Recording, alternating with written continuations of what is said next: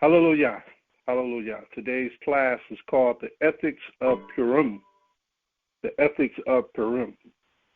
And this is for all those brothers and sisters who are learning the scriptures, who want to do right, who want to know our history, who want to know why things happen the way that they happen, who want to know why the Most High operates the way that he operates. No one knows the ways of the Most High. The Most High talks to us through dreams and visions. Most High talks to us predominantly through his scriptures, through his logic, through his Holy Spirit, which we call the Most High's Spirit of heaven on the earth, which is coming through Hamashiach Yahushua. All praise to the Most High. All right, we're going to get started. Let's go to Colossians chapter 3, verse 17. And predominantly, we're going to precept off of the book of Esther. Okay, we're going to precept off of that because that's what Purim, that's where it comes from. Purim means to cast lots. We do this every year. We go over Purim. We've had various classes on Purim, and I try to change it up every year to bring a different point out regarding this story of Esther and our forefathers. And this is going out to all the 12 tribes of Israel to gain understanding. Colossians chapter 3, verse 17.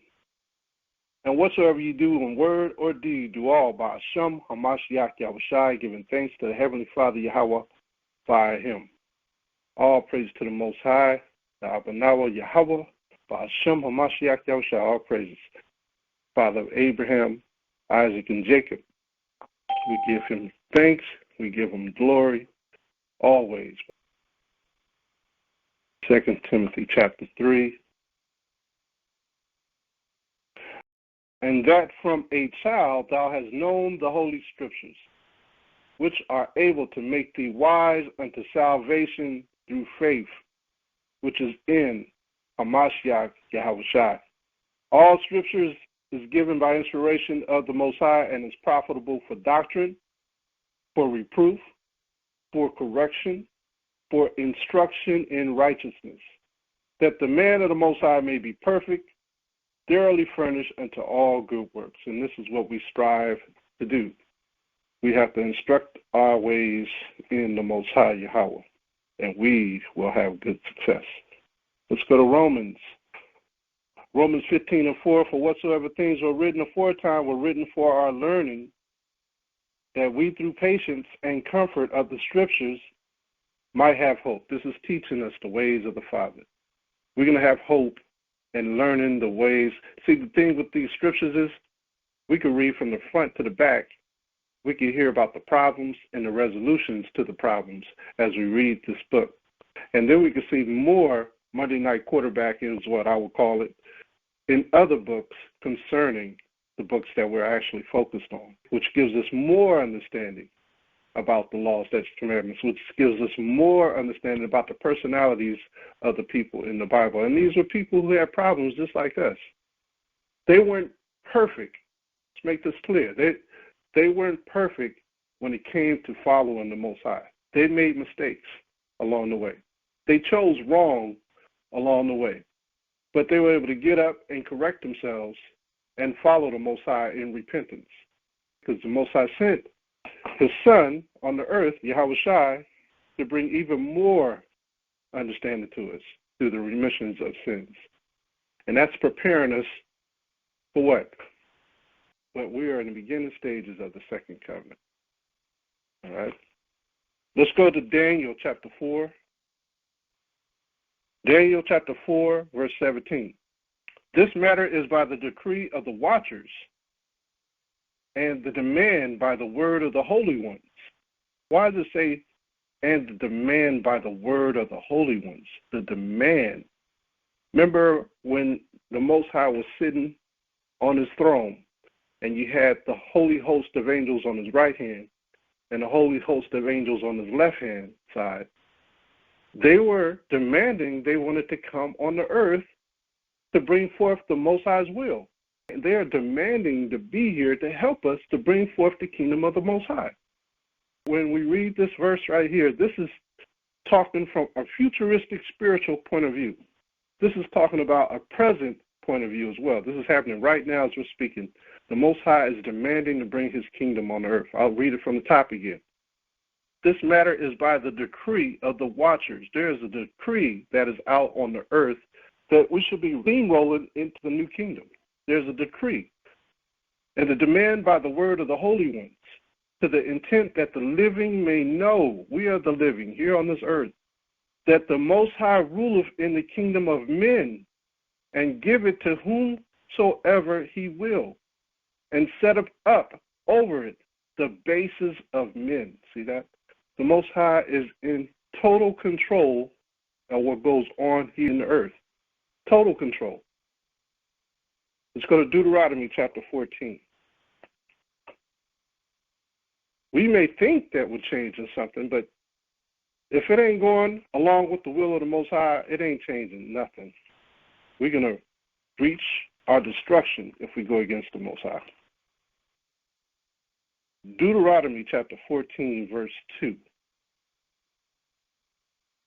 So this decree that has went out, coming from the holy ones, which is going to the living that we may know. And who are the living ones that the holy ones are dealing with? Deuteronomy chapter 14, verse 2. For thou art an holy people unto the Most High thy power. And the Most High has chosen thee to be a peculiar people unto himself, above all nations that are upon the earth. So the Most High is dealing with a peculiar people. And this peculiar people are the nation of Israel. We are the peculiar people.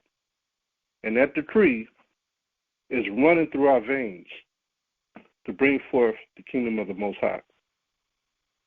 We're going to go into the Apocrypha, 2 Ezra chapter 5. 2 Ezra chapter 5 and verse 27. And it reads, and among all the multitudes of people thou hast gotten thee one people, and unto this people whom thou lovest thou gavest a law that is approved of all. Who are these one people? Hold that verse. Let's precept that. And let's get Isaiah chapter 45, verse 17. Isaiah 45, verse 17, and it reads, but Israel shall be saved in the Most High with an everlasting salvation. Ye shall not be ashamed, nor confounded, world without end. So this is the people who he named his peculiar people. These are the people that he gave a law to. Let's go back to 2 Ezra chapter 5. 2 Ezra chapter 5, verse 28. And now, O my power, why hast thou given this one people over unto many? Meaning we were scattered to the nations. And upon the one root hast thou prepared others.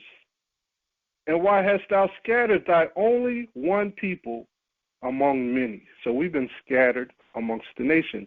And so when we go into this lesson on Purim, the ethics of Purim, we are coming in at a time when the Israelites are not in their holy land.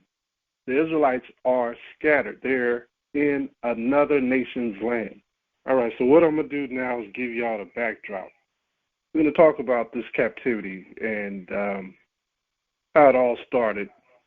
So I'm going to take you back so you can get an understanding of the history of Israel, how Esther got where she is in this particular time.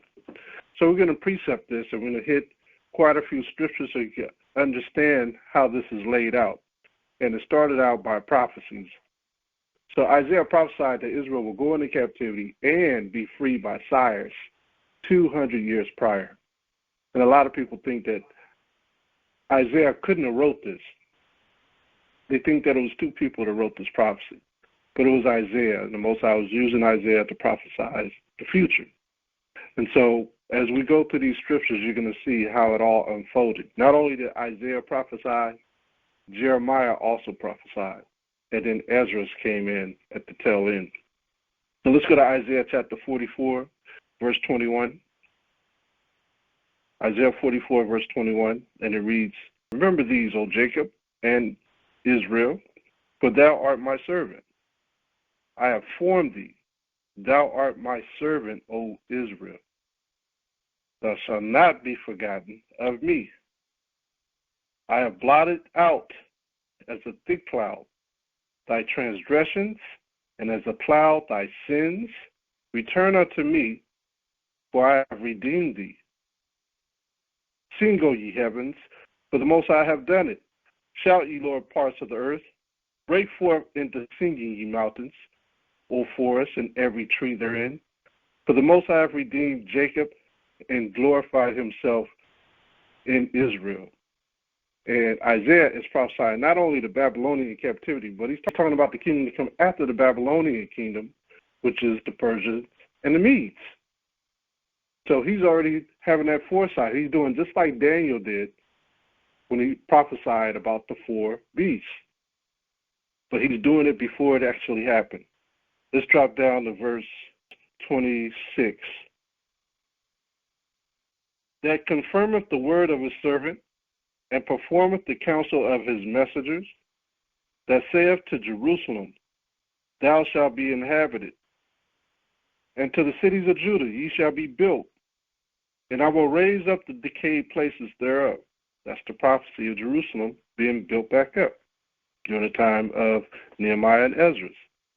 Verse 27, that saith to the deep, Be dry, and I will dry up the rivers.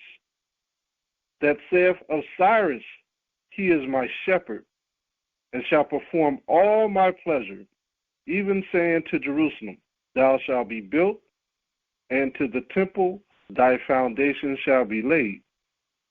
So he's already prophesying that Cyrus is going to be the king of the Persians and the Medes, which today is modern-day Iran. So when he says he's going to dry up the rivers, he's going to repeat himself again and dry up those rivers for us to return back to Israel. Let's jump over to Isaiah chapter 45. Isaiah chapter 45, verse 1. Thus saith the Most High to the anointed, to Cyrus. All right, so he called Cyrus in Isaiah 44 his shepherd. And now you're seeing in Isaiah chapter 45 that he's calling Cyrus his anointed. And this was what the kings called themselves. Just like in Egypt, they called themselves Pharaoh. In Persia and the Medes, they called themselves Darius and Cyrus. Just like in Rome, they called themselves Caesar. So the Most High is prophesying the type of king that's going to release us in the future from the Persians and the Medes. I'll read it again. Thus saith the Most High of hosts, who is anointed, to Cyrus, whose right hand I have holden, to subdue nations before him. And I will loose the loins of kings to open before him the two levied gates, and the gates shall not be shut. When he says he's going to loose the loins of the kings, remember in the book of Daniel, in the 5th chapter, when the hand was writing on the wall, Teke, Ime, and the king's loins were loose, the knees were shaking when they were saying that. This is what the Most High said. It says, I will go before thee and make the crooked places straight. I will break in pieces the gates of brass and cut in sunder the bars of iron. And I will give thee the treasures of darkness and hidden riches of secret places, that thou mayest know that I, the Most High thy power, which called thee by thy name, am the power of Israel. For Jacob my servant's sake, and Israel mine elect, I have even called thee by thy name.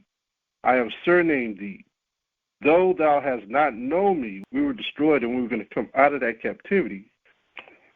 I am the Most High, and there is none else. There is no power besides me. I girded thee, though thou hast not known me. So he's the one that's going to free us from this captivity. He's the one that wants us to look to him for everything, not look to the right, not look to the left. He wants us to look straight forward at him. All we got to do is look, just like the snake that Moses held up. The children of Israel were getting bit. All they had to do is focus on the snake that was being raised up. That's it. and they would have been healed. They didn't have to touch, they didn't have to reach, they didn't have to walk towards Moses, they didn't have to do any of that. All they had to do is look towards the snake, and that is a resemblance of what Yahushua is. He says, look at me, and you will be healed. Look at me, and you will be saved. This is what Yahushua is saying to the children of Israel today. Verse 4, for Jacob my servant's sake, and Israel mine elect, I have even called thee by thy name. I have surnamed thee, though thou hast not known me. I am the Most High thy power, and there is none else. There is no power besides me. I girded thee, though thou hast not known me, that they may know from the rising of the sun and from the west that there is none besides me. I am the Most High Yahweh, and there is none else. So focus on the Most High. So he's prophesying. So he's using Isaiah to prophesy about the return of Israel after the captivity. So he's being prophetic, talking about the captivity, and he's being prophetic, talking about the release of Israel to go back home to Israel. So he's using Isaiah to prophesy his words about something that's going to come to pass. Let's go to Jeremiah chapter 25. Jeremiah chapter 25, verse 11. And this is Jeremiah prophesying about our downfall. Jeremiah 25, verse 11. And this whole land shall be a desolation and an astonishment, and these nations shall serve the king of Babylon 70 years. So he's saying, how long are we going to be in Babylon? And it shall come to pass when 70 years are accomplished that I will punish the king of Babylon and that nation, saith the Most High of Hosts. For their iniquity, and the land of the Chaldeans will make it perpetual desolation. So he's saying that he's going to allow the king of Babylon to destroy Yasharallah, destroy Israel, so our land get rest and have a Sabbath purged of all wickedness. And then he said he's going to take us back. He's saying that the kingdom that actually brought us into captivity are going to also have problems. Verse 13, and I will bring upon that land all my words which I have pronounced against it, even all that is written in this book, which Jeremiah hath prophesied against all the nations. For many nations and great kings shall serve themselves of them also. And I will recompense them according to their deeds and according to their works of their own hand. But thus saith the Most High of Hosts of Israel unto me, take the wine cup of this fury at my hand, and cause all the nations to whom I send thee to drink it. And they shall drink. What is the drink? The drink is destruction. Meaning everybody who goes against this kingdom are going to fall. And they shall drink and be moved and be mad because of the sword that I will send among them. The sword was Babylon. Then took I the cup at the Most High's hand, and made all the nations to drink, unto whom the Most High had sent me. This is an angel. To which Jerusalem and the cities of Judah and the kings thereof and the princes thereof, to make them a desolation and astonishment and hissing and a curse, as it is this day. So at that time, the southern kingdom was destroyed by Babylon. And this prophecy came to pass. Verse 19. Pharaoh king of Egypt and his servants and his prince and all his people, they all fell. All these kingdoms are going to be in the province or in a province considered part of the country of Babylon. Verse 20. And all the mingled people and all the kings of the land of Uz and all the kings of the land of the Philistines and Ashkelon and Azah and Ekron and the remnant of Ashdod, Edom and Moab and the children of Ammon, and all the kings of Tyrus, and all the kings of Zidon, and the kings of the isles which are beyond the sea, Dedan and Tema and Buz, and all that are in the utmost corners, and all the kings of Arabia, and all the kings of the mingled people that dwell in the desert, and all the kings of Zimri, and all the kings of Elam, and all the kings of the Medes. And this is the next kingdom to come out of Babylon and destroy it, the Persians and the Medes. And this is what we see today. We see the Persians coming back into power through the Iranians, which are the Carmanians, which you read about in Apocrypha. in the second Ezra chapter 15.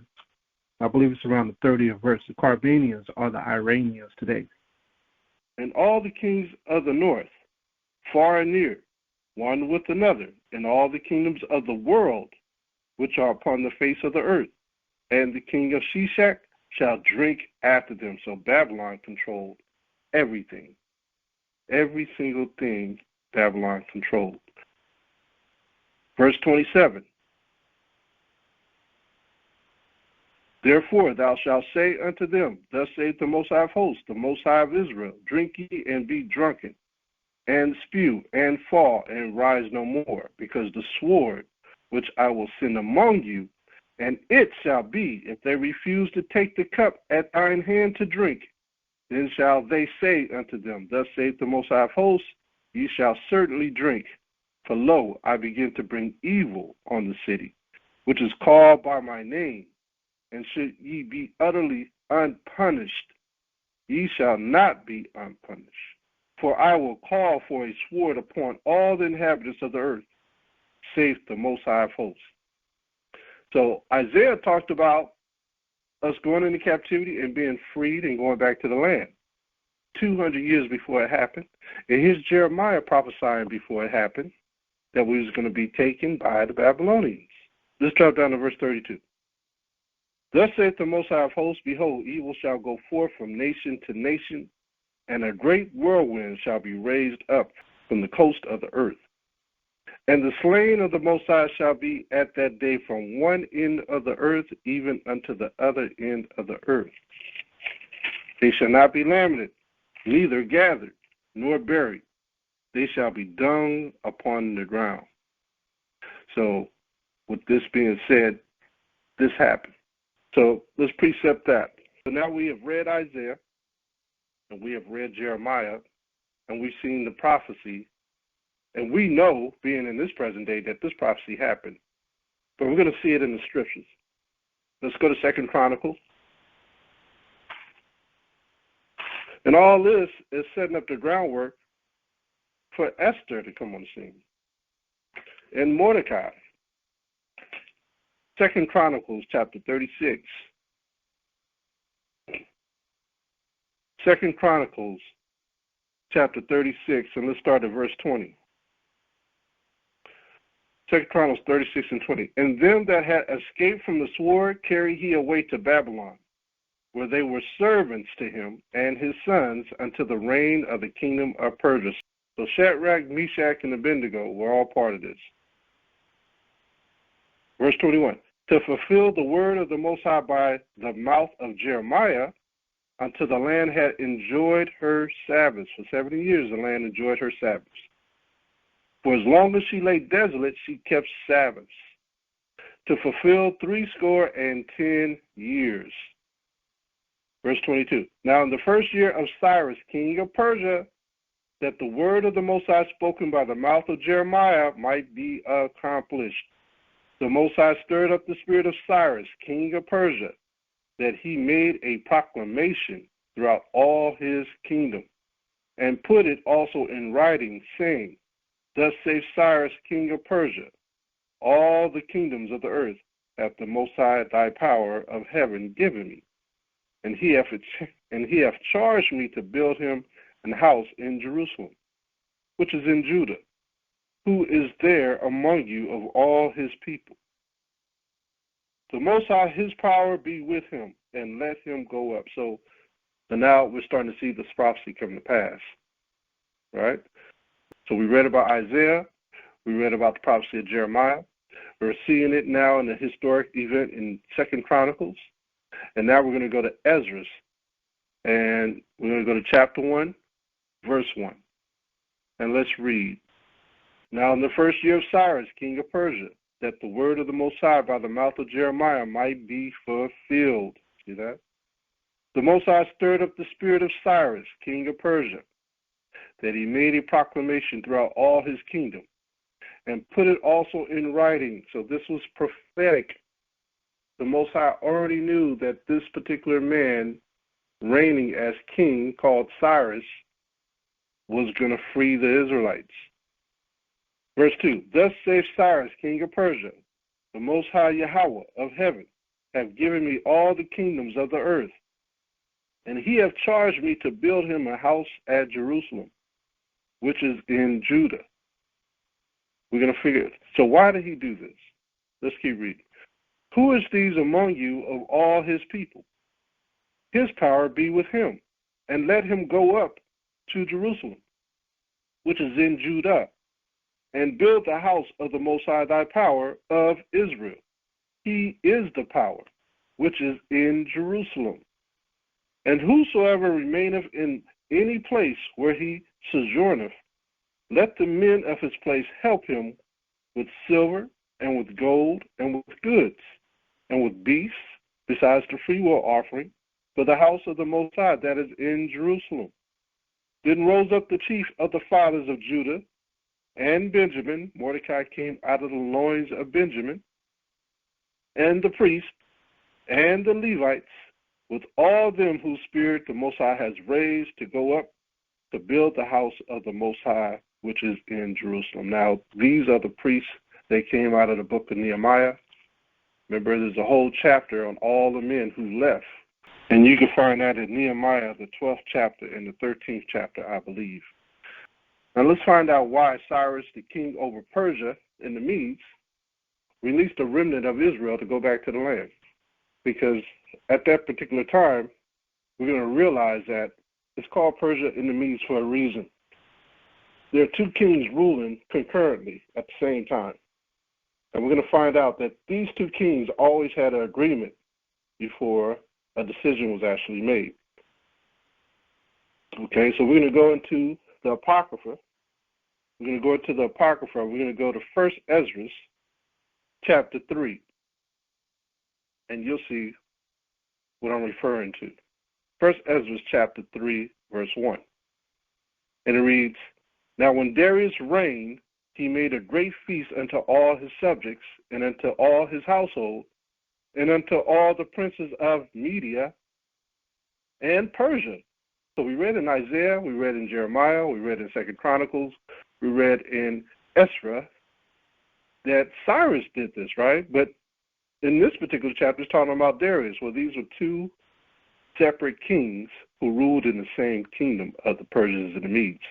Cyrus was over Persia, Darius was over the Medes. And there was various Dariuses and various Cyruses. Cyrus the second, Cyrus the third, Darius the first, Darius the second. Okay? But this is talking about Cyrus the first and Darius the first. The beginning of Persia and the Medes, when Esther was further the latter part of the Persians and the Medes. Okay? Now it says, Now when Darius reigned, he made a great feast unto all his subjects, and unto all his household, and unto all the princes of Media and Persia, and to all the governors and captains and lieutenants that were under him, from India unto Ethiopia, of 127 provinces. See that? And when they had eaten and drunken, and being satisfied were gone home, then Darius the king went into his bedchamber and slept, and soon after awaked. Then 3 young men that were of the guard, they were his bodyguards, that kept the king's body, spoke one to another, Let every one of us speak a sentence. He that shall overcome, and whose sentence shall seem wiser than the others, unto him shall the king Darius give great gifts, and great things in token of victory. As to be clothed in purple, to drink in gold, and to sleep upon gold, and a chariot with bridles of gold, and an head tire of fine linen, and a chain about his neck. And he shall sit next to Darius because of his wisdom, and shall be called Darius' cousin. And then everyone wrote his sentence, sealed it, and laid it under King Darius his pillow, and said that when the king is risen, some will give him the writings, and of whose side the king and 3 princes of Persia shall judge, that his sentence is the wisest to him, the victory be given, as was appointed. Now, just like Shadrach, Meshach, and Abednego was around the king in Babylon, we also had the same type of bodyguards who are around Darius, and Cyrus. These were Israelites, okay? Zerubbabel is one. If you look at, let's go to 1 Ezra 4 and 13. Okay, Zerubbabel is one of the contestants out of these three bodyguards. This is 1 Ezra chapter 4, verse 13. 1 Ezra chapter 4 and 13. Then the third, who had spoken of women and of the truth, this was Zerubbabel, began to speak. So Zerubbabel is the one who actually helped us get our freedom from Persia and the Medes. Remember Zerubbabel, he was prophesied as being the capstone, not the cornerstone. That's Yahushua. Zerubbabel is the capstone. So he assisted us getting back to the kingdom. Okay, let's go to 1 Ezra chapter 4 and verse 41. And it reads, "And with that he held his peace. And all the people then shouted and said, Great is the truth." Remember, Zerubbabel wrote this poem about truth. So all the people shouted, Great is the truth, and mighty above all things. Then said the king unto him, Ask what thou wilt, more than is appointed in the writing, and we will give it thee, because thou art found wisest, and thou shalt sit next me, and shalt be called my cousin. Then said he unto the king, Remember thy vow, which thou hast vowed to build Jerusalem, in the day when thou camest to thy kingdom, and to send away all the vessels that were taken away out of Jerusalem, which Cyrus set apart, when he vowed to destroy Babylon, and to send them again thither. So Cyrus set gold and silver apart from the rest of the booty that he got from Babylon. So he set this apart for who? Because, remember the vow of Cyrus. So these two were in conjunction. So I'll read it again. And to send away all the vessels that were taken away out of Jerusalem, which Cyrus set apart, when he vowed to destroy Babylon, and to send them again thither. Thou also hast vowed to build up the temple, which the Edomites burned, when Judea was made desolate by the Chaldeans. And now, O power, the king, that is that which I require and which I desire of thee, and this is the princely liberty proceeding from thyself. I desire, therefore, that thou make good the vow, the performance whereof with thine own mouth thou hast vowed to the King of heaven. Then Darius the king stood up and kissed him, and wrote letters for him unto all the treasurers and lieutenants and captains and governors, that they should safely convey on their way both him and all those that go up with him to build Jerusalem. So this promise, this vow came forth. This prophecy came to pass. These kings, they kept their word. They gave a vow, they kept it. They weren't evil in that retrospect. They kept their vow to Zerubbabel, they kept their vow to the children of Israel, and we were able to go back to the land. And this is what you read about in Nehemiah. When the Israelites got the gold, got the silver, and they went back to the land, they started building. They had a sword in their hand, and the other hand was building the temple, okay? Because they were being pestered by all the other people who were around, who they wouldn't allow help build the temple. The temple ultimately never really got built. But we were dwelling in that land. And so now that brings us to Esther. Esther was in Persia and the Medes. Her family was one of the ones who chose not to go back to the land. They stayed in Persia and the Medes. So even though they were in the land, they still had to follow the same decrees that came out. Just like Jerusalem, they were a providence of the Persians and the Medes. They were a providence of that particular country. So they couldn't just do anything they wanted to. They were at the thumb of the king of the Persians and the Medes. They still paid their taxes to the Persians and the Medes. So we have to understand the backdrop on where Esther and Mordecai are. The people who were in those lands chose to be in those lands, although they had to follow rules, sort of like where we are today. we still got to follow rules here, even though we're trying to keep our customs. Okay? So the men of that time that were in these other provinces, they still went to Jerusalem 3 times a year to sacrifice to the Most High. Okay? The men did. The women didn't have to necessarily go 3 times a year, but the men went. So the women that stayed back at home, they still kept the custom. Just to give you a backdrop. All right? But the Most High is still dealing with one people, and that's why he's giving us the breakdown of who he dealt with all along. This peculiar people is Israel, no other nation. We have to understand in the past and in the present and in the future, everything is done for the glory of the Most High, our power. We are only role players on the stage. That's what we are, and that's who we are. We are his role players on the stage. The Most High giveth to whomsoever he so chooses. But he's still dealing with his people. Let's go to Job chapter 12. Job chapter 12, verse 16. Job chapter 12, verse 16. With him is strength and wisdom. The deceived and the deceiver are his. Let's jump down to verse 23. So we know that the Most High has strength and wisdom. And when someone goes off, he goes off because he is deceived by his own lust. He goes off because he is deceived by not keeping the Most High's law, statutes, commandments. He is deceived when he has no belief in the Heavenly Father. Job chapter 12, verse 23. He increaseth the nations and destroyeth them. So we were scattered to all the nations. If we were scattered to all the nations, the Most High is the one increasing them. You see, America right now is growing. You got immigrants flowing into this country.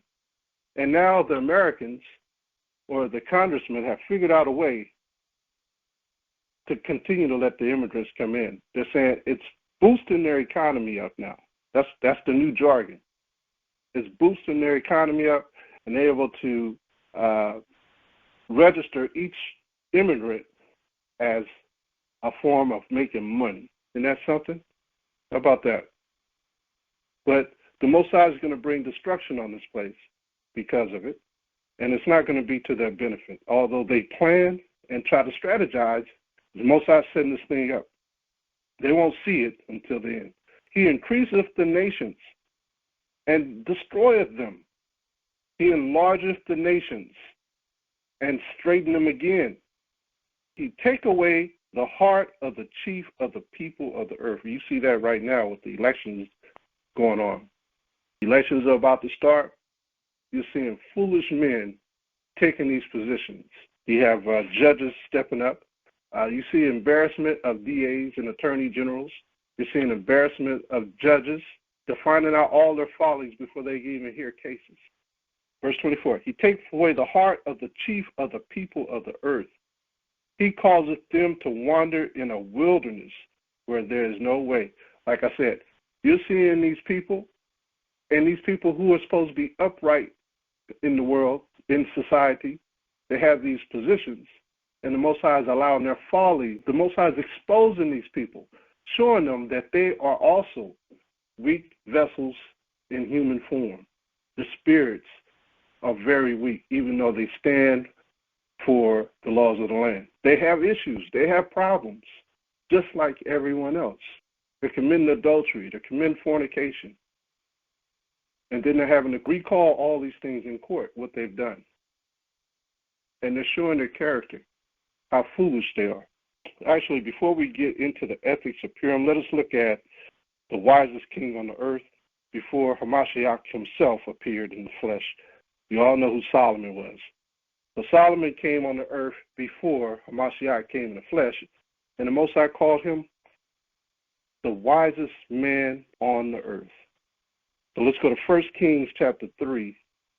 We're going to talk about him because there is a resemblance to this and Purim that we have to see. We're going to get some understanding today regarding Purim. So we have to see it from another angle first. We call Esther our queen. She was queen of Persia. But we're going to start with Solomon because he was the king of Israel. 1 Kings chapter 3. 1 Kings chapter 3, verse 5. 1 Kings chapter 3, verse 5.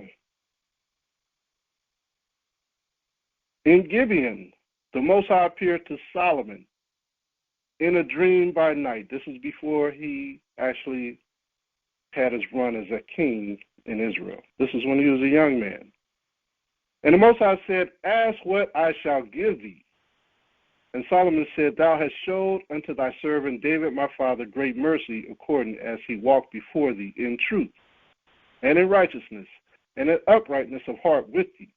And thou hast kept for him this great kindness, that thou hast given him a son to sit on his throne, as it is this day. And now, O power, my power, thou hast made thy servant king instead of David, my father, and I am but a little child. See that? A child in this word.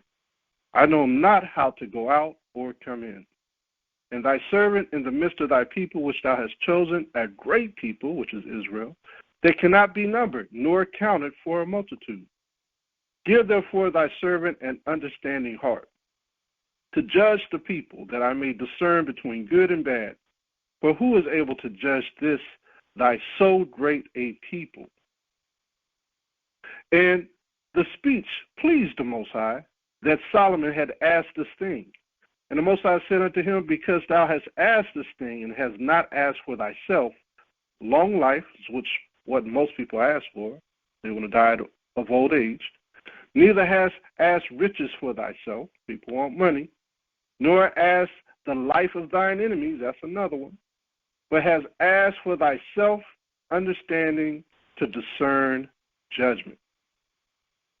Behold, I have done according to thy word, lo, I have given thee a wise and understanding heart, so that there was none like thee before thee, neither after thee shall any arise like unto thee. And I have also given thee that which thou hast not asked, both riches and honor, so that there shall not be any among the kings like unto thee all thy days. So King Solomon was the wisest and the richest man on the whole entire planet at this particular time. The Most High gave Solomon whatever he wanted, okay, because he asked for wisdom instead of life, instead of asking for his enemy's head, and instead of asking for riches. The Most High gave him whatever he wanted because of his humble heart to ask for wisdom. Verse 14, and if thou wilt walk in my ways to keep my statutes, my commandments, as thy father David did walk, then I will lengthen thy days. Look at that. Asking for wisdom, the Most High said he'll lengthen his days longer than his father's. And Solomon awoke, and behold, it was a dream. And he came to Jerusalem and stood before the ark of the covenant of the Most High, and offered up burnt offerings and offered peace offerings, and made a feast to all his servants. Now, the Most High tells us that he operates in dreams, right? Let's go to Job 33. The book of Job, chapter 33, verse 14. And it reads, for the Most High speaketh once, yea, twice, yet man perceiveth it not. In a dream, in a vision of the night, when deep sleep falleth upon men and slumberings upon their bed, then he openeth the ears of men and sealeth their instructions, that he may withdraw man from his purpose and hide pride from man. The Most High approaches men in their dreams and in visions. In this particular dream that Solomon had, the Most High came to him. He had an angel come to him and challenged Solomon. And Solomon answered this riddle correctly. And the Most High granted this answer of Solomon with wisdom and riches. The funny thing about this, if we read on, look at verse 16. Then came there two women that were harlots unto the king and stood before him. The first thing that happens to Solomon after he received all these things is two harlots. Okay? Solomon had the wisdom to deal with these two women. If you read further on, you'll find out what it was about. It was about a baby, and both these harlots were claiming to be the mother, and you know the rest. But he had to deal with two harlots. First thing steps up. These are the intentions of a man who lusts. I'm talking about the harlotry.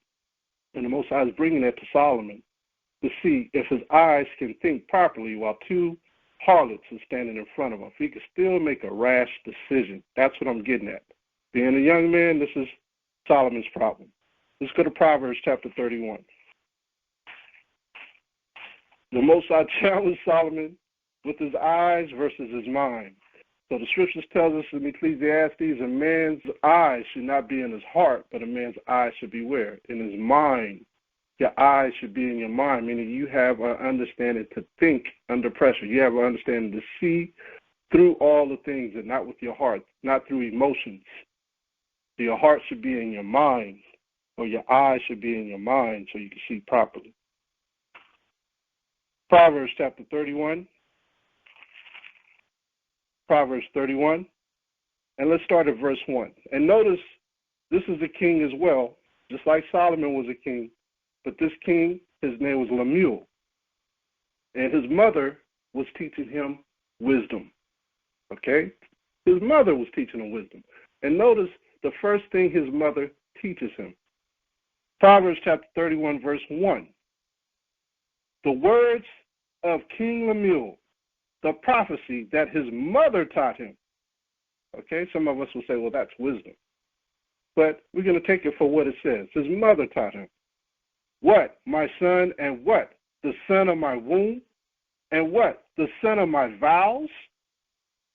Give not thy strength unto women, nor thy ways to that which destroyeth kings. So women have a power to destroy kings, and men fall for this thing.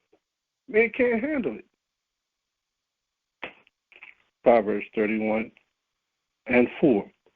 It is not for kings, O Lemuel, it is not for kings to drink wine, nor for princes strong drink, lest they drink and forget the what? Lest they drink and forget the law, and pervert the judgment of any of the afflicted. So this mother of this king is telling him, beware of women, beware of wine. And Solomon's heart, the first thing that tempted him was two harlots coming to him to make a decision on their lives. Let's go to 1 Ezra chapter 4.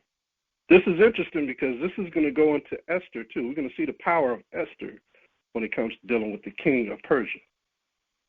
1 Ezra chapter 4, verse 26. And it reads, Yea, many there be that have run out of their wits for women, and become servants for their sakes. Many also have perished, have erred, and sinned for women. We know that Solomon sinned. And now do ye not believe me? Is not the king great in his power? Do not all regions fear to touch him?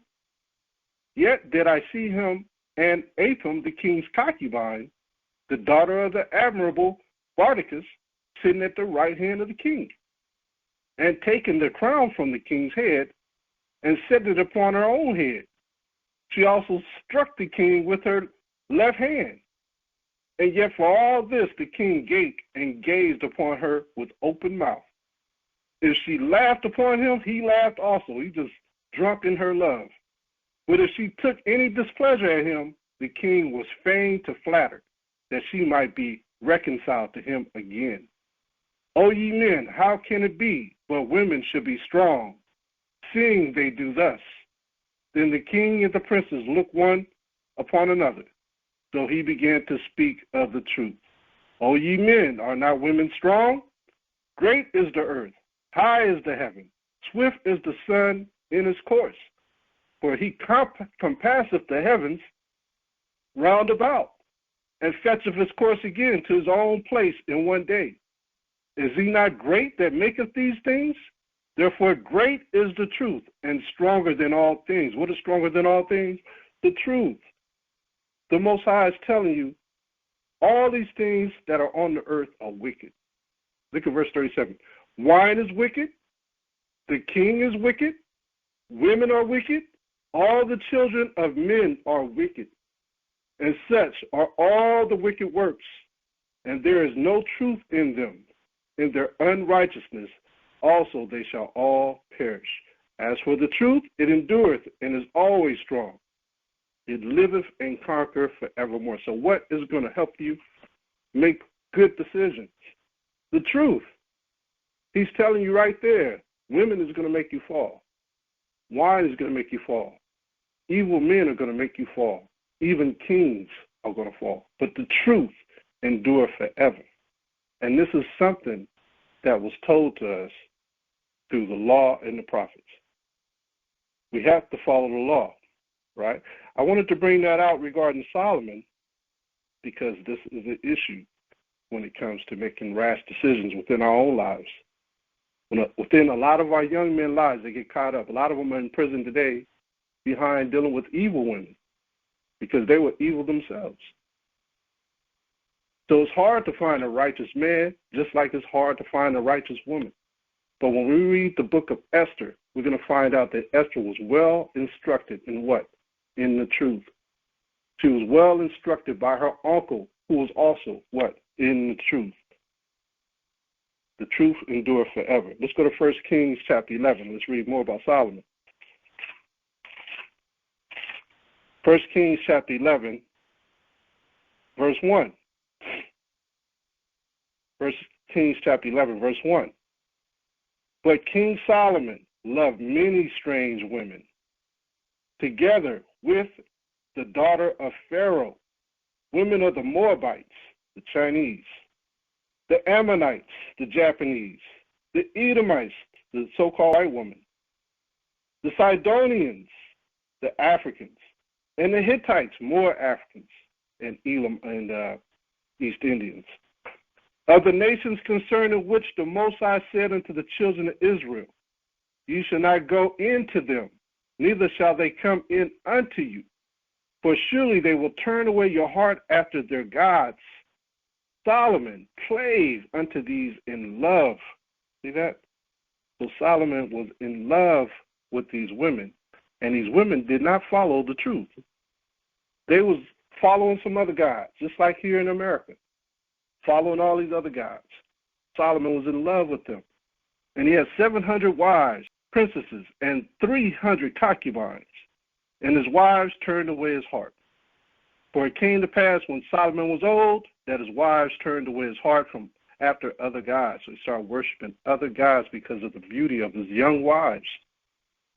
And his heart was not perfect with the Most High, his power, as was the heart of David, his father. David, he continued to walk the paths of the Most High, even though he was married to 5 women, but they were all of his nation. Verse 5, for Solomon went after Ashtoreth, the goddess of the Zidonians, the Africans, and after Milcom, the abomination of the Amorites. And Solomon did evil in the sight of the Most High, and went not fully after the Most High, as did David his father. So now we have to understand, this is showing all you men the power of women. Be mindful of the Most High's commandments. Women have power. Look at Adam and Eve. Eve fell out. Adam fell out. Eve started worshiping other gods. Adam played to Eve in love and fell too. Both of us should be instructed in the truth at all times. We should be helping one another. We are each other's helpmeets. Let's go to the book of Esther. Let's read Esther chapter 1. The book of Esther chapter 1 and verse 1. This is very important to understand what we're about to go into. Esther chapter 1. Now it came to pass in the days of Artaxerxes, this is Artaxerxes, which reigned from India even unto Ethiopia, over 127 provinces. India and Ethiopia. Think about that. Ethiopia are called burnt faces. India, they range from light brown to dark brown. These are dark nations. These are brown nations. It reads verse 2, that in those days when the king Artaxerxes sat on the throne of his kingdom, which was in Shushan, the palace, verse 3, in the 3rd year of his reign, he made a feast unto all his princes and his servants, the power of Persia and Media, the nobles and princes of the provinces being before him. So this king was powerful. Now, he wasn't married to Esther at this time. He was married to his first wife. The king of Persia had a wife. Let's start at verse 9 so you can see what his wife's name is. Verse 9, and let's read down to verse 19. Also, Vashti, the queen, made a feast for the women. Vashti is the king's wife, in the royal house which belonged to King Artaxerxes. On the 7th day, when the heart of the king was merry with wine, he commanded Mahuman, Bistha, Harbana, Bigtha, Abagatha, Zethar, and Carthus, the 7 chamberlains that served in the presence of Artaxerxes the king. Now, chamberlains are those who are like ushers. They control the harems of the king. They control where the concubines are, the women. So just think a chamberlain, a 7-foot soldier standing in front of these women, in front of the king's palace. Verse 11, to bring Vashti the queen before the king, with the crown royal, to show the people and the princes her beauty, for she was fair to look on. That ain't crown royal to drink, all y'all drinkers out there. You remember, wine destroyeth the king. I just had to throw that in there. All right. Verse 12. But the queen Vashti refused to come at the king's commandment by his chamberlains. Therefore was the king very wroth, and his anger burned in him. Then the king said to the wise men, which knew the times, for so was the king's manner towards all that knew law and judgment. What law? This is the law of the land. This isn't the Most High's laws. Just like here in America, there's laws set up, the law of the land. You can't break those laws or you go to jail.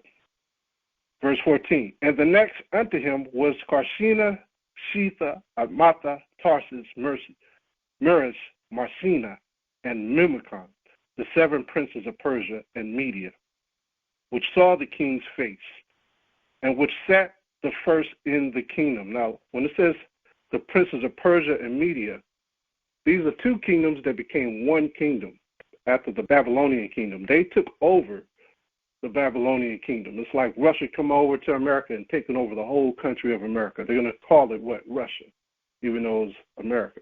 So this is what was going on there. Now, today, if you want to know where this place is, just think of modern-day Iran, up to, what's the place we went to war with? Iraq. From Iraq on down. Just think of that particular area. Verse 15, what shall we do unto the queen Vashti according to law? Because she hath not performed the commandment of the king Artaxerxes by the chamberlains. And Mimicon answered before the king and the princes, Vashti the queen hath not done wrong to the king only, but also to all the princes and to all the people that are in all the provinces of the king Artaxerxes. For this deed of the queen shall come abroad unto all women, so that they shall despise their husbands in their eyes, when it shall be reported. The king Artaxerxes commanded Vashti the queen to be brought in before him, but she came not. He was about to show her off because she was beautiful, and she was going to be bathed in ornaments and garments. You ever see like some of the Nigerian women when they have parties? You see all the stuff that they have, the dresses, the long gowns, and they have the gold and the jewelry and the hats. He wanted to show the beauty of his wife Vashti with all that glamour, to show the kings and the princes how beautiful his wife was.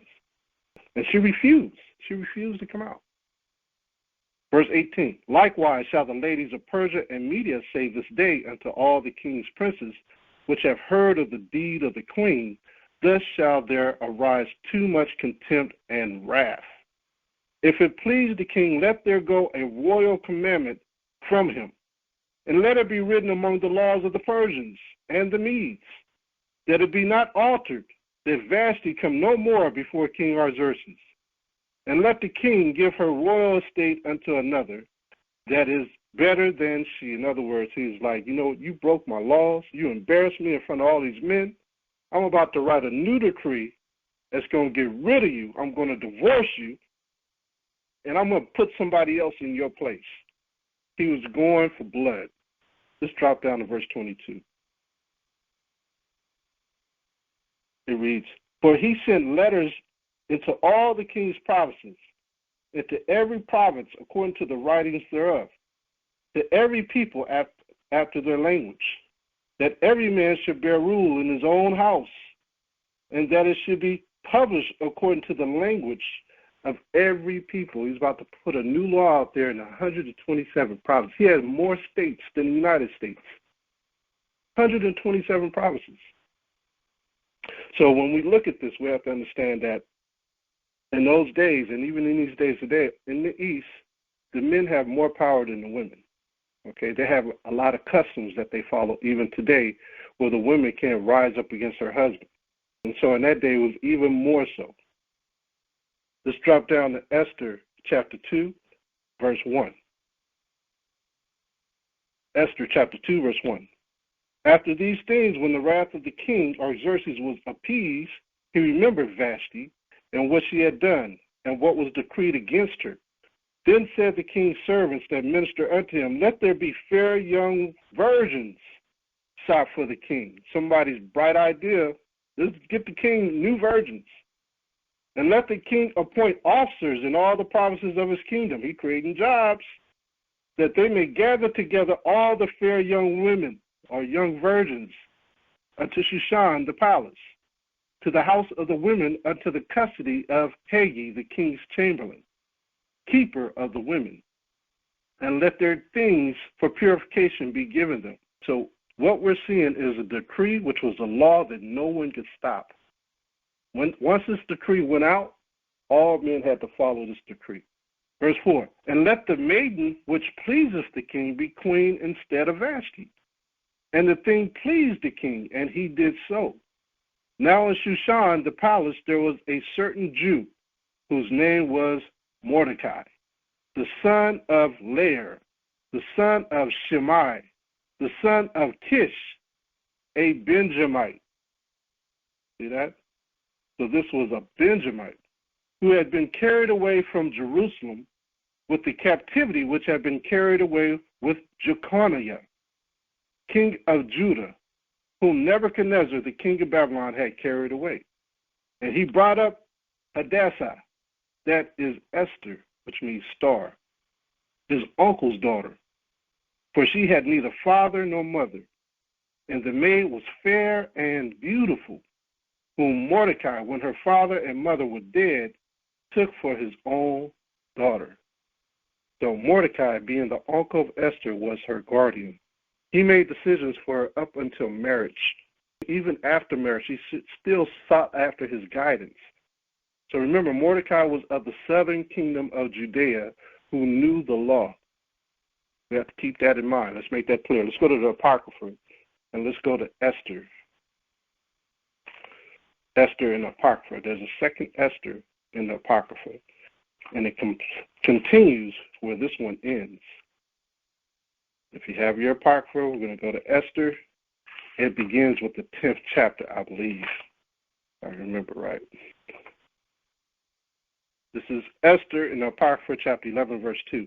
In the second year of the reign of Artaxerxes the Great, in the first day of the month of Nisan, Mordecai, the son of Jairus, the son of Shimei, the son of Sisa, of the tribe of Benjamin, he had a dream, who was a Jew and dwelt in the city of Susa, a great man, being a servitor in the king's court. So he had an upstanding job working in the king's court. He was also one of the captives which Nebuchadnezzar, the king of Babylon, carried from Jerusalem, with Jeconiah, king of Judea. And this was his dream. We're not going to read that dream, but as we read on, we're going to recognize in the scriptures that his dream came to pass. Let's go back to Esther chapter 2, verse 8. Esther chapter 2, verse 8. Esther chapter 2, verse 8. So it came to pass when the king's commandment and the decree was heard, and when many maidens were gathered together unto Shushan, the palace. Shushan was a great, like a tourist attraction. Shushan was beautiful.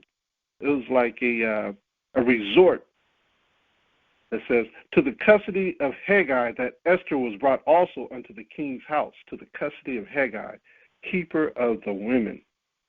So why didn't Mordecai stop this transaction, being he knew the law of the Most High of our power? Why didn't he stop it? Remember, this was a decree. And the decree, when we look at Daniel again, remember what the decree of the Most High was in the book of Daniel chapter 4. See, we have to understand the decrees, when they went out, you had to follow. But there is a decree in the earth that's coming from the Most High that all men have to follow. Daniel chapter 4, verse 17. This matter is by the decree of the watchers and the demand by the word of the holy ones, to the intent that the living may know that the Most High ruleth in the kingdom of men, and giveth it to whomsoever he will, and setteth up over it the bases of men. Now, when King Artaxerxes, when his wife failed to come out, know that this was a decree of the Most High that put that spirit in her to be rebellious against her husband. This had to be set up. This whole thing, you have to understand, the Most High controls everything. He raises kingdoms and he destroyeth them.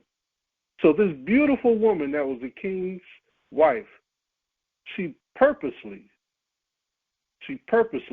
dishonored her husband by not reporting out. And that's because the Most High put that spirit in her. So we have to understand that. Whatever is decreed or declared, you cannot stop it. If you oppose this decree, then you will face all sorts of consequences, because it also is going against the Most High.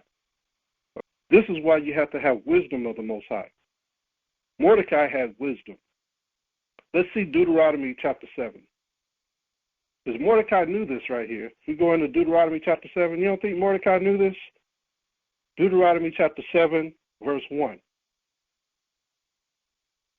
And this is going to the brother Umar Johnson. This part right here. You can't go against the Most High's decree. I don't care who you are. If the Most High set this thing up, you got to go with it. Deuteronomy chapter 7, verse 1.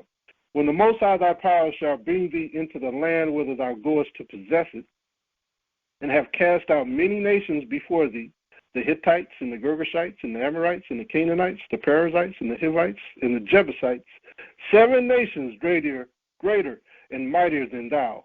And when the Most High thy power shall deliver them before thee, thou shalt smite them and utterly destroy them. Thou shalt make no covenant with them, nor show unto them mercy to them. Notice it says, when we possess the land that the Most High gives us. Do we possess the land of Persia? Did we possess the land of Babylon? No, we did not. It says when we possess this land. So keep that in mind. Let's go to verse 3. Neither shalt thou make marriages with them. Thy daughter thou shalt not give unto his son. Mordecai didn't know this. Nor his daughter shalt thou take unto thy son. For they will turn away thy son from following me, that they may serve other gods. So will the anger of the Most High be kindled against you and destroy thee suddenly. See that? Let's read on. But thus shall ye deal with them. Ye shall destroy their altars and break down their images and cut down their groves and burn their graven images with fire. For thou art holy people unto the Most High thy power. The Most High thy power has chosen thee to be a special people unto himself, above all people that are upon the face of the earth. So Solomon disobeyed this law because he was in the land of Israel. But Mordecai was not in the land of Israel.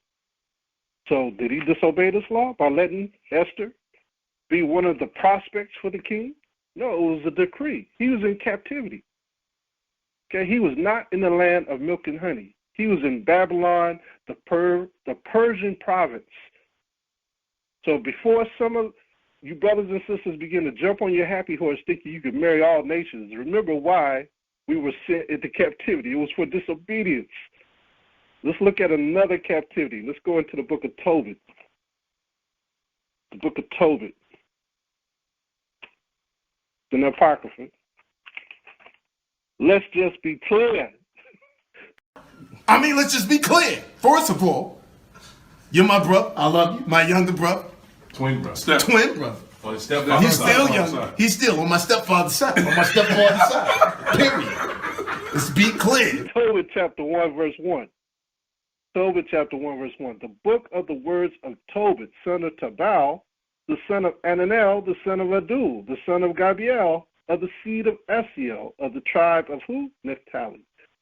So this is a different tribe.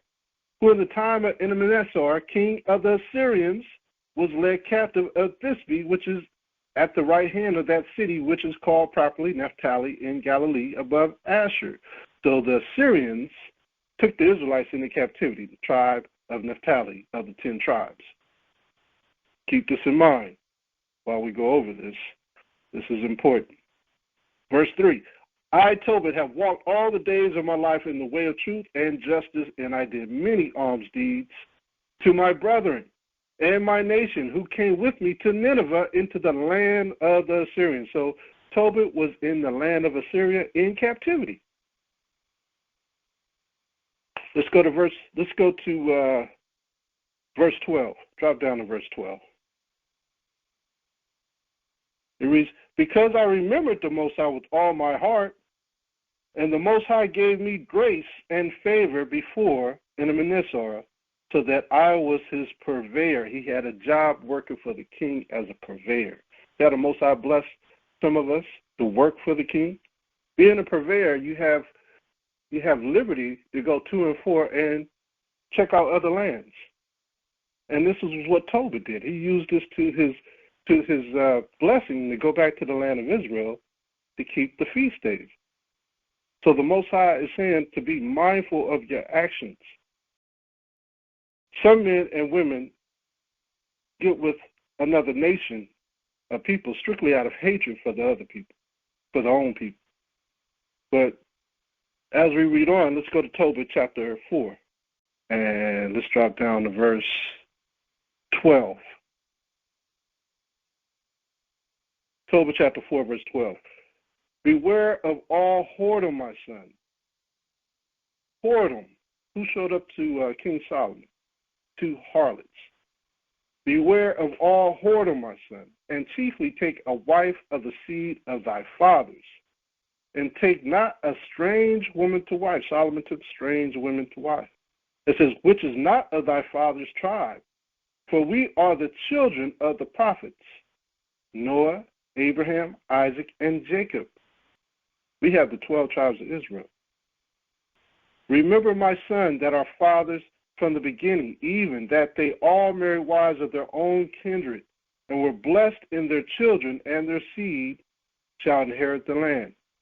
Now therefore, my son, love thy brother, and despise not in thy heart thy brethren, the sons and daughters of thy people, and not taking a wife of them. For in pride is destruction. That's saying, and lust is destruction.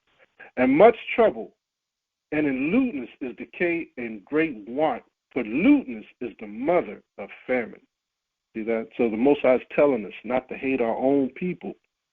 Don't hate your people. Esther, even though she married a Persian king, still loved her people.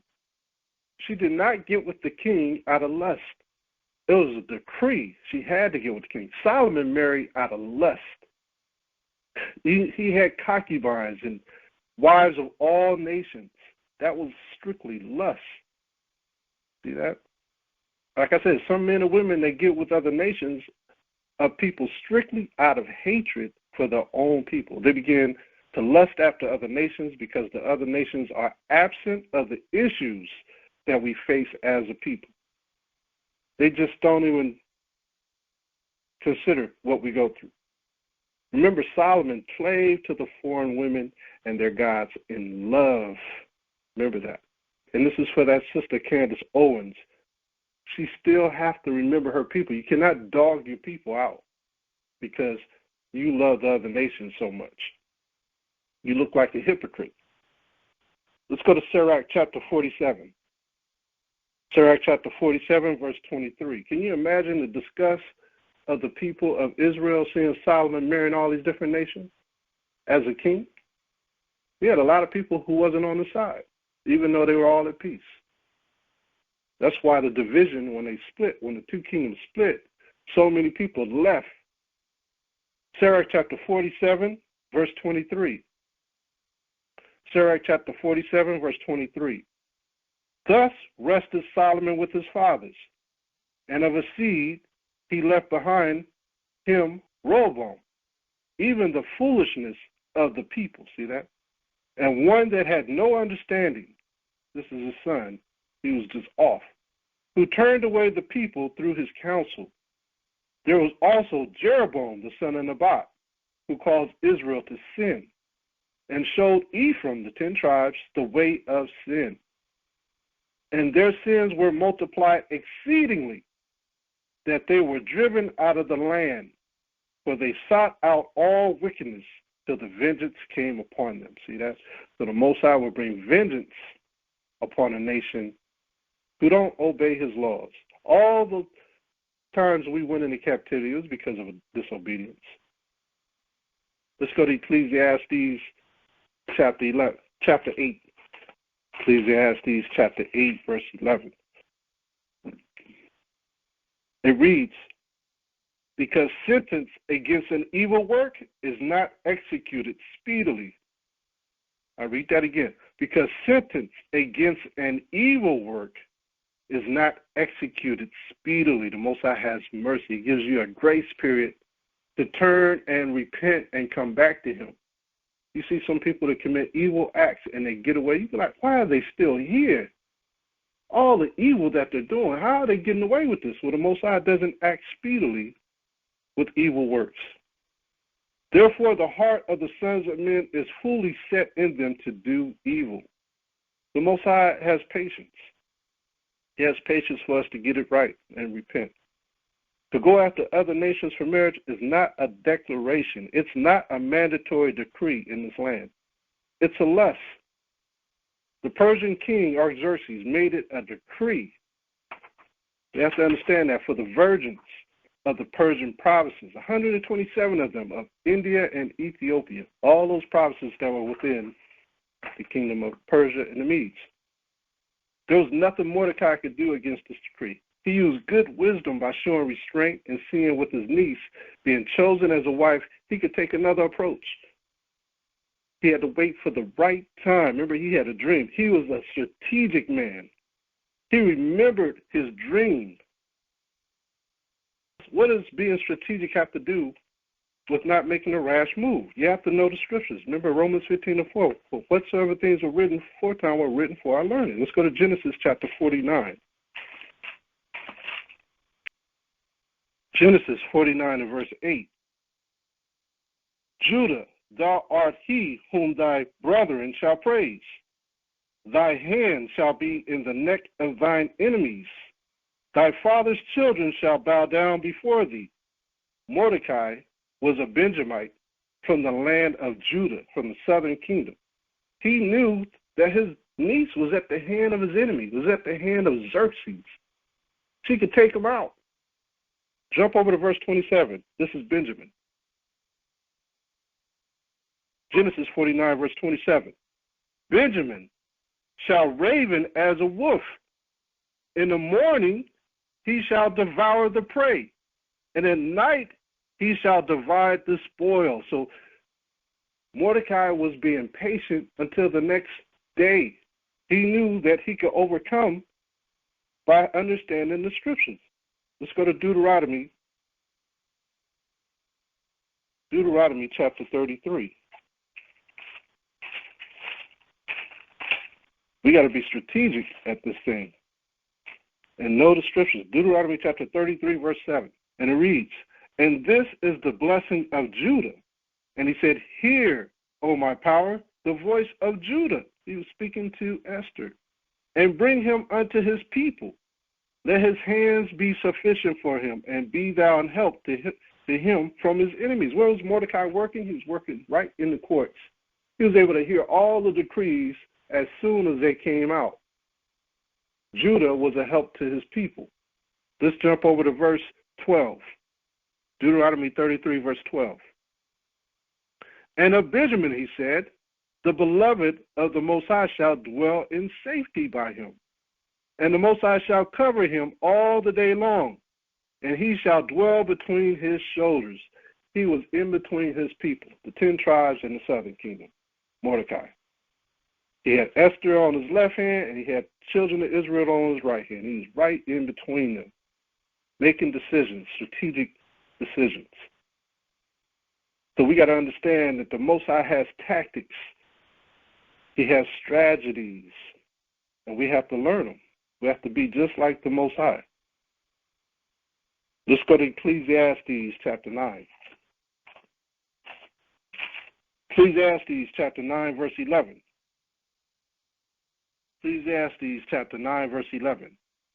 I returned and saw under the sun that the race is not to the swift, nor the battle to the strong, neither yet bread to the wise, nor yet riches to men of understanding, nor yet favor to men of skill, but time and chance happeneth to them all. A lot of us got our jobs today by chance, by timing. The places that we have endured in our lifetimes has been by chance and timing. Some of you go to school for one thing and end up working in another field, something totally different. The Most High sets up all things. Like I said, we are players on the stage. The Most High moves us wherever he will. Let's go to Esther chapter 10. Esther chapter 10 and verse 5. And this is in the Apocrypha. Esther chapter 10 and verse 5. It starts out with chapter 10 in the Apocrypha. Esther chapter 10, verse 5. I started 4. Then Mordecai said, the Most High have done these things.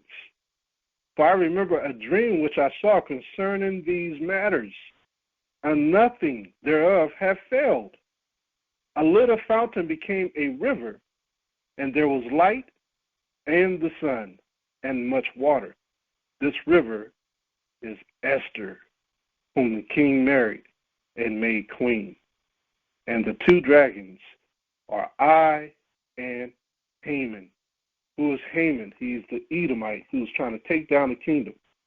The Most High set Esther up to be the queen, the wife of the king of Persia. For this reason, he took down Vashti and brought in Esther, gave her favor through the instructions of Mordecai that he got from the Most High. The strategies. And now she's running the world of Persia and the Medes under her husband. Remember, women have power. They have power that men can't see. Men are blind when it comes to women a lot of the times. And the king of Persia was blind. He was in love with Queen Esther. All right, let's go to the book of Esther chapter 2. So the Most High used Esther to wield the whole kingdom, more so than Vashti. Esther chapter 2, verse 8. Esther chapter 2, verse 8. So it came to pass when the king's commandment and his decree was heard, and when many maidens were gathered together unto Shushan the palace, to the custody of Haggai, that Esther was brought also unto the king's house, to the custody of Haggai, keeper of the women. And the maiden pleased him, and she obtained kindness of him, and he speedily gave her things for purification, soap and perfume and things like that. With such things are belonged to her, and 7 maidens which were meet to be given her to take care of her, out of the king's house, and he referred her and her maids unto the best place of the house of the women. See that? So the king was in love with Esther and gave her whatever she wanted. Let's read verse 10. Esther had not showed her people, nor her kindred, for Mordecai had charged her that she should not show it. She never told the king of Persia that she was an Israelite. So she looked just like the Ethiopians. Are thou not like the Ethiopians, the Most High says? We look just like the Ethiopians, and we look just like the people of India. Okay, this is where we get our 10 tribes from. So we have to understand the scriptures. Esther, she didn't show her kindred. But the nations, like I said, they were people of color. Let's look at what Daniel did. Now, Esther, being in the kingdom of Persia and the Medes and was thoroughly instructed by her uncle how to be, don't you think that she was being tempted with all types of things? No, because she kept the instructions of the Most High. She refrained from a lot of things. She kept the dietary law while she was a queen of Persia. She had to tell those maidens what she wanted and what she didn't want, what she didn't do and what she did do. She had to keep the Passover. She had to keep all these things. Look at Daniel chapter, because Daniel was in captivity too. Let's look at Daniel chapter 1. Daniel didn't eat the meats of the king. He knew that those meats were abominable. So he passed on that stuff. And the tribes of Judah. The book of Daniel. And let's go to chapter 1. Daniel chapter 1 and verse 11. Then said Daniel to Melzar, whom the prince of the eunuchs had set over Daniel, Hananiah, Mishael, and Azariah. They were all slaves in the land of Babylon. Verse 12. Prove thy servants, I beseech thee, 10 days, and let them give pulse to eat and water to drink. What is pulse? Vegetables and fruits. They didn't eat no meats, no sweets. All they ate was vegetables and fruits for 10 days. Verse 13. Then let our countenances be looked upon before thee, and the countenances of the children that eat of the portion of the king's meat. And as thou seest, deal with thy servants. So he consented to them in this matter and proved them 10 days, because they were telling the kings something like a chamberlain that they didn't want to eat no meats. And they wanted to prove that they could still look healthy for the king, just eating vegetables and fruits. Verse 15. And at the end of 10 days, their countenance appeared fairer and fatter in flesh than all the children which did eat the portion of the king's meat. See that? So they were skillful in learning and in wisdom, and they kept the dietary law. They refused to do the things that the rest of the people of that kingdom were doing. And so Esther was the same way. She had to keep and follow the dietary law, the ceremonial laws, the judgment laws, the sacrificial laws. She had to still do these things as the queen of Persia and the Medes. But she did it in secret because she hadn't shown the people who she was at that time yet. Esther chapter 2, verse 16. Esther chapter 2, verse 16. So Esther was taken unto King Artaxerxes into his house royal in the 10th month, which is the month Tebeth, in the 7th year of his reign. And the king loved Esther above all the women, and she obtained grace and favor in his sight more than all the virgins, so that he set the royal crown upon her head and made her queen instead of Vashti. Now, what we have to understand is that these two had a son. It's not spoken of in this book, but they had a son, and his name was Cambyses. And then he turned around and had a son, which was Queen Esther and King Artaxerxes' grandson. So he was 12 years old when his actual father died. Esther chapter 2, verse 16. Let's start at 17. And the king loved Esther above all the women, and she obtained grace and favor in his sight more than all the virgins, so that he set the royal crown upon her head and made her queen instead of Vashti. Then the king made a great feast unto all his princes and his servants, even Esther's feast. And he made a release to the provinces and gave gifts according to the state of a king. But I want to talk about verse 17. Like, he gave her favor, right? She had favor. She also had a royal crown upon her head. And like I said, all the things that Esther was going through, she had to refrain herself. 1 Corinthians chapter 7, verse 12. And I'm not saying run out there and get with a Gentile man or Gentile woman if they didn't reside with that person unless this happens. 1 Corinthians chapter 7, verse 12.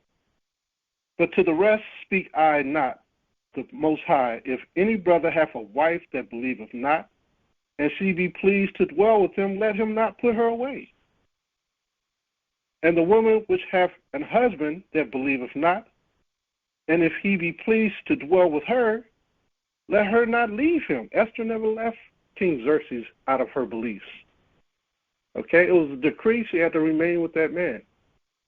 He loved her. She eventually ended up loving him. So she didn't leave because he allowed her to continue to be herself, to practice the understanding of the Most High, the law, statutes, and commandments. For the unbelieving husband is sanctified by the wife, and the unbelieving wife is sanctified by the husband. Else were your children unclean, but now are they holy. What does that mean? That means if that husband chooses to be with that wife, that those children can be holy if they follow the mother. If they follow the father, then they're going to be what? Unholy. Right? But if unbelieving depart, let him depart. A brother or a sister is not under bondage in such cases, but the Most High had called us to peace. For what knowest thou, O wife, whether thou shalt save thy husband? Or how knowest thou, O man, whether thou shalt save thy wife? But as the Most High hath distributed to every man, as the Most High hath called everyone, so let him walk, and so ordain I in all churches. Now we have examples of this, right? When we look to the scriptures, we have examples with Moses and his Ethiopian wife Zipporah. She saved her husband. She wasn't an Israelite, but she knew the laws of Moses, and she knew that circumcision was important, and that she followed that. And so she was pleased to dwell with Moses. So she stayed with him. And then we look at another situation where we have Samson and Delilah. This is in reverse. Samson didn't marry her to take her as a wife. He married her out of lust to take her as a wife. Okay? Lust is a recipe for disaster. That was Samson's downfall. He got with Delilah out of lust. He wanted to be with a Philistine out of lust. Look at Tobit chapter 8. Let's go to Tobit. You must be like, well, what's the difference between love and lust? Well, if you love someone, you won't betray them. If you love somebody, you teach them the commandments. You teach them the ways of the Most High. You guys will come together as a yoked couple. But if you don't teach what you believe to an individual, you will be considered an unequally yoked couple. And a nation that is divided cannot stand. You are considered a nation when you marry a husband. Women, same thing with men. You are considered a nation. Out of Jacob came the nation of Israel, 12 tribes of Israel. Let's go to Tobit chapter 8. Tobit chapter 8, verse 6. Thou madest Adam and gavest him Eve, his wife, for an helper and stay. So they help each other. They keep each other balanced. That's what the stay means. Of them came mankind. Thou hast said, it is not good that man should be alone. Let us make unto him an aid like unto himself, someone who is equally yoked. Verse 7. And now, O power, I take not this my sister for lust, but uprightly. You marry him for uprightness. Therefore, mercifully ordain that we may become age together. See that? This is how we're supposed to be. We don't take our wives based on lust. All right. Let's go back to the book of Esther. And let's go to chapter 2 and verse 17. Book of Esther, chapter 2, verse 17. And the king loved Esther above all the women, and she obtained grace and favor in his sight more than all the virgins. So that he set the royal crown upon her head and made her queen instead of Vashti. Then the king made a great feast unto all his princes and his servants, even Esther's feast. And he made a release to the provinces and gave gifts according to the state of the king. Men and women didn't have parties together. There was a party on one side of the house and another party on the other side of the house. One for men and one for women, the way they did things. Verse 19. And when the virgins were gathered together the second time, when Mordecai sat at the king's gate, Esther had not yet showed her kindred. She still didn't show that she was an Israelite, nor her people, as Mordecai had charged her. For Esther did the commandment of Mordecai, like as when she was brought up with him. So if Mordecai was commanding her, that means that she also was well instructed in the law, statutes, and commandments. Let's go to Esther chapter 3. Esther chapter 3, verse 1. Esther chapter 3, verse 1. After these things did King Artaxerxes promote Haman, the son of Medathatha the Haggagite, and advanced him, and set his seat above all the princes that were with him. Now this is our arch enemy. This is Esau. This is his grandson. Okay, so Esau was able to finagle his way in. If you read further into the scriptures, you'll realize that Haman was setting up the Greek to come in and take over the Persia&Medes in a different way. It was another strategy of theirs. Everything was dealing with strategy. Most I saw the strategy. He already saw the plot. Remember, Satan also dwelleth on the earth, and he has men and women on the earth too to take us down. So it's good versus bad all the time. Verse 2. And all the king's servants that were in the king's gate bowed and reverenced Haman, for the king had so commanded concerning him. But Mordecai bowed not, nor did him reverence. He already knew who he was. Remember, he had the dream about this guy. Verse 5. And when Haman saw that Mordecai bowed not, nor did him reverence, then was Haman full of wrath. And he thought scorn to lay hands on Mordecai alone, for they had showed him the people of Mordecai. Wherefore Haman sought to destroy all the Jews that were throughout the whole kingdom of Artaxerxes, even the people of Mordecai. Let's read from 7 to 11. In the first month, that is the month of Nisan, in the 12th year of King Artaxerxes, they cast pur, which means lots. That is the lot before Haman, from day to day and from month to month, to the 12th month, that is the month of Adar. It's almost like rolling dice about a law. They do that today in Congress, right? They're constantly trying to get people to vote, and they don't pass, so they bring it out again. That's casting lots. They bring out the same law again. It don't pass. They bring it out again in a different light, changing the ordinances and things like that. They change it up, amend this and amend that. Verse 8. And Haman said unto King Artaxerxes, there is a certain people scattered abroad and dispersed among the people in all the provinces of thy kingdom, and their laws are diverse from all people. Neither keep they the king's laws. Therefore it is not for the king's profit to suffer them. What is he talking about? He knows that the Israelites are there, and their laws are of the Most High. And it's offensive to the Gentiles to see that these people feel that they're better than everyone else. So he wants to change this and take them out because he's tired of the Israelites. Verse 9, if it please the king, let it be written that they may be destroyed, and I will pay 10,000 talents of silver to the hands of those that have the charge of the business to bring it into the king's treasures. And the king took his ring from his hand and gave it unto Haman, the son of Hammedatha, the Agagite, the Jews' enemy. And the king said unto Haman, the silver is given to thee, the people also, to do with them as it seemeth good to thee. The silver is to pay other men to designate to do his will. Drop down to verse 13. And the letters were sent by post into all the king's provinces to destroy, to kill, and to cause perish all Jews, both young and old, little children and women, in one day, even upon the 13th day of the 12th month, which is the month of Adar, which we're in today.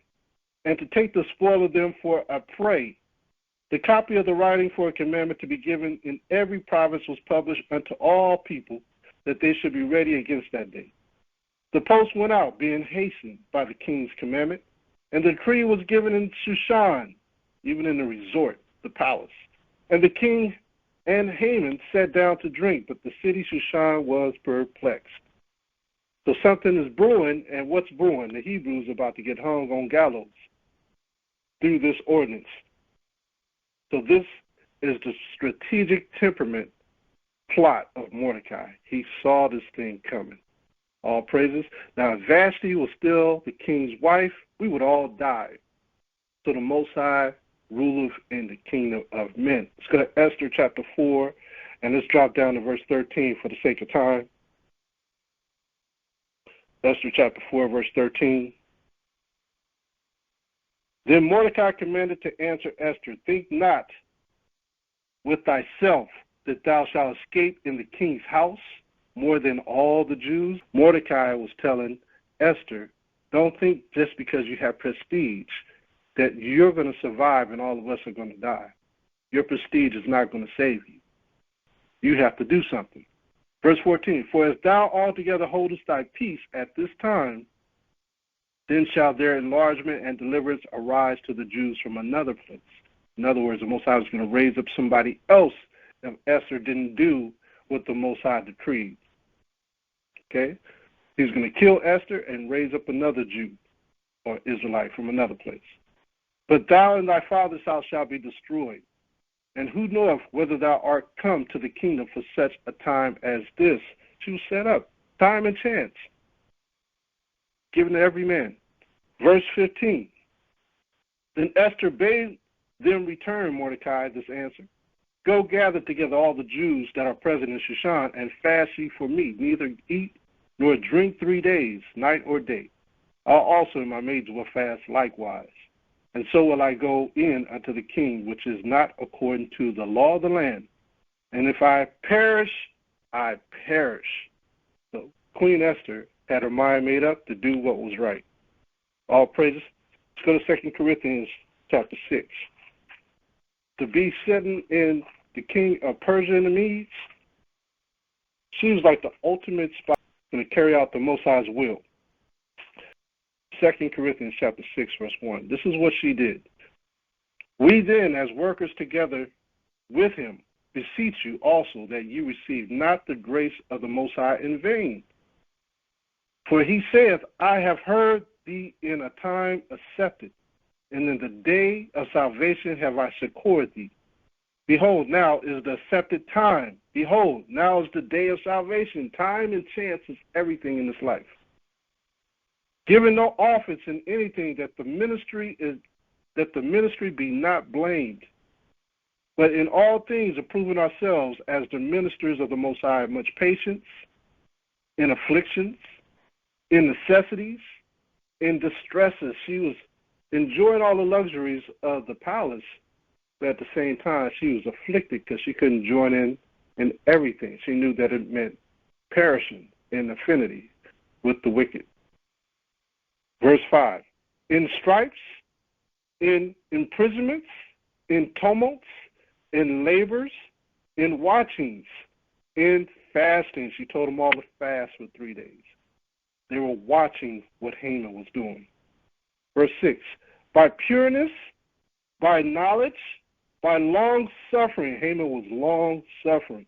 By kindness, by the Holy Spirit, by love unfeigned, by the word of truth, by the power of the Most High, the belief, by the armor of righteousness, keeping his laws, on the right hand and on the left. The Most High is going to control us. Joshua 1 and 8, he will guide us with the law, statutes, commandments through the right and the left hand. He will guide us all the way through this life into salvation. Verse 8, by honor and dishonor, by evil report and good report, as deceivers and yet true, as unknown and yet well known, as dying and behold we live, as chastened and not killed, and sorrowful yet always rejoicing, as poor yet making many rich, as having nothing and yet possessing all things. We do this for the whole nation of our people.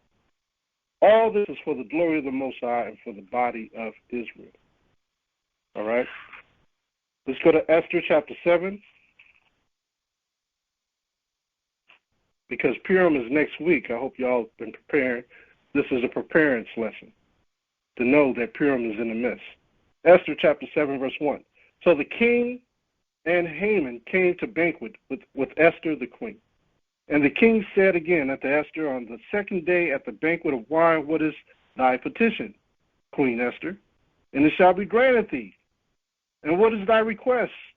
And it shall be performed, even to the half of the kingdom, because she came upon the king when he was having a discussion and a meeting with Haman. Okay, this was a banquet.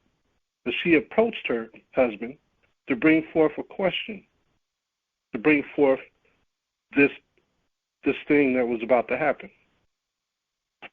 Then Esther, the queen, answered and said, If I have found favor in thy sight, O king, and if it please the king, let my life be given me at my petition, and my people at my request. For we are sold, I and my people, to be destroyed, to be slain, and to perish.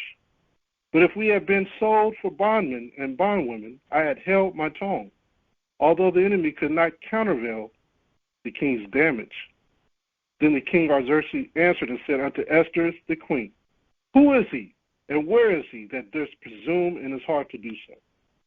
And Esther said, The adversary and enemy is the wicked Haman. Then Haman was afraid before the king and the queen. And the king, arising from the banquet of wine, in his wrath went into the palace garden, and Haman stood up to make request for his life to Esther the queen, for he saw that there was evil determined against him by the king. Drop down to verse 9. Verse 9. And Harbana, one of the chamberlains, said before the king, Behold, also the gallows 50 cubits high, which Haman had made for Mordecai, who had spoken good for the king, standeth in the house of Haman. Then the king said, Hang him thereon. So they hanged Haman on the gallows that he had prepared for Mordecai. Then was the king's wrath pacified. Not only Haman wasn't the only one that got killed. All the men that fought, remember all that silver and gold he got? He paid men off. All those men got killed too. Those are a lot of gallows. You think about it, he's going to slaughter the whole nation of Israel on gallows. So just think about that. Esther wielded the entire kingdom of Persia more than Vashti through her temperament, her obedience, and her firm influence. She not only saved our kingdom, but being that she was a wise woman, she also saved her husband's kingdom, the kingdom of Persia. All because and for the glory of the Most High. How about that? She saved her husband. And that goes into 1 Corinthians chapter 7. She saved her husband, right? You don't know if you're going to do it or not, but the Most High, you keep praying, the Most High will take care of it. Let's go to Sirach chapter 7, Sirach chapter 26. Sirach chapter 26. Some things we don't understand. Some things we have insight to understand. Okay? So you can't be too judgmental when you don't understand why the Most High did certain things. Because the Most High reveals time and chance at certain times, right? Sirach chapter 26, verse 14. This is Esther. This is how she saved the whole kingdom of Israel and Persia. Sirach chapter 26, verse 14. A silent and loving woman is a gift of the Most High. She was silent and loving, but she wasn't stupid. A silent and loving woman is a gift of the Most High. And there is nothing so much worth as a mind well instructed. It doesn't mean that this is not a form of assault on a wife, where a woman is already well instructed. She's an intelligent woman. She has understanding. But at the same time, she knows how to be silent and she knows how to be a loving woman. Look at verse 13. The grace of a wife, what is grace? That's patience, a patient woman. And her discretion will fatten his bones, meaning she helps him make good decisions. Okay? She is a helpmeet. So this is what the scriptures tells us, and we have to understand the Most High sets up everything. As long as we follow his laws, statutes, and commandments, the instructions of life. Let's go to Esther chapter 8. Esther chapter 8. We're almost done. Esther chapter 8, verse 14. Esther chapter 8, verse 14. So the posts that rode upon mules and camels went out. These are new letters that are going to cover the letters of Haman. Right?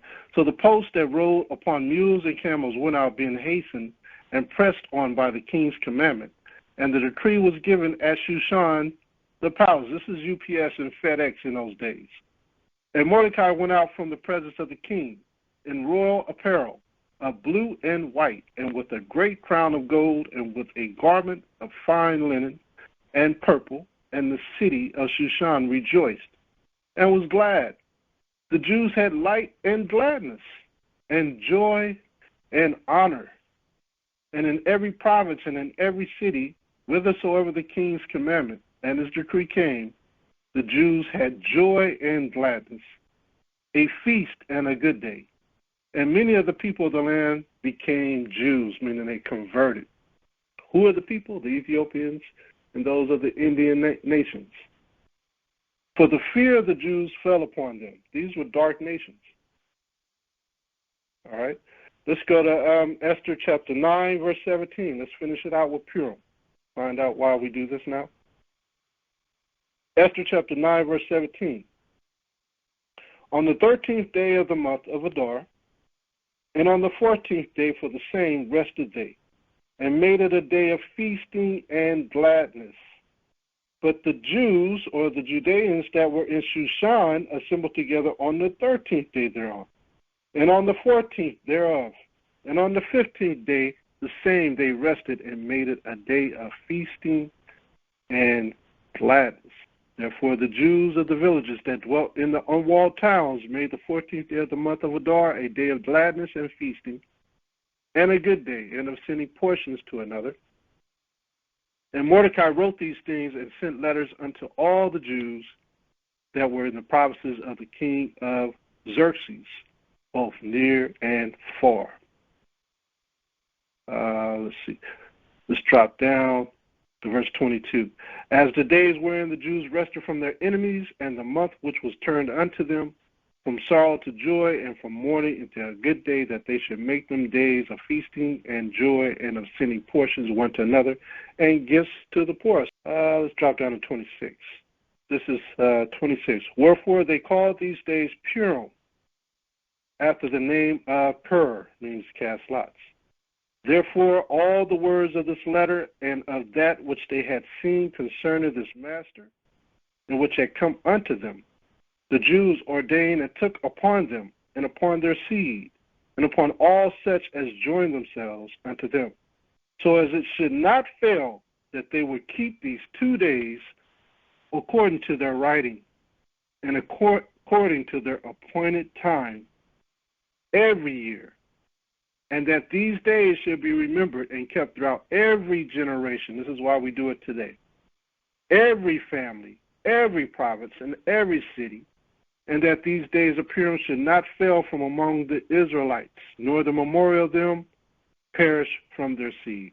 So this is what we are supposed to do throughout our generation. So Esther was able to will the king of Persia to grant her favor for her power and her people. Esther transformed the whole kingdom for the Most High's sake. This is the word of the Lord of hosts. I took you from the pastures and from following the sheep to be prince over my people Israel. I have been with you wherever you have gone, and have destroyed all the enemies in your path. I will make you a great name among the great ones of the earth. I will assign a place for my people in Israel. There I will plant them, and they shall dwell in their own land.